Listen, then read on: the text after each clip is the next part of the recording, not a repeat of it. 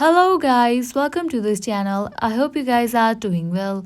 Before we start, make sure to subscribe to this channel and hit that notification bell to get updated from us. Today in this video, I'm going to teach you to delete a story of your Instagram account. Firstly, make sure that you are connected to your internet and you have already logged into your Instagram account. This process is similar for Android and iOS device. Now let's get started. Open your Instagram app. Here we go. At the top left corner, you will be seeing your profile. By tapping on that, you will be able to see your story. Now at the bottom right corner, you will be seeing three dots. Tap on that.